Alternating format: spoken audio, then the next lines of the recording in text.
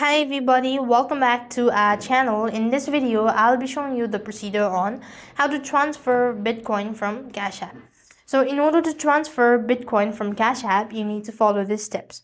So first thing first, what you want to do is you have to log in. So tap the money tab on your home screen of your Cash App account. After which, select Bitcoin or Bitcoin. Here it is. When you select Bitcoin, then on the next field, you have to select or tap the arrow button, choose or send Bitcoin.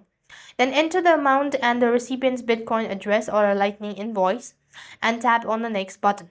Then you have to select a speed on chain only, confirm the payment, and that is how you'll be able to transfer Bitcoin from Cash App. After you're done with that procedure, you could go ahead and confirm or review all the details, and that is how you could transfer Bitcoin. I hope the video was helpful. Make sure to like, share, and subscribe. Thank you for watching. See you in the next video.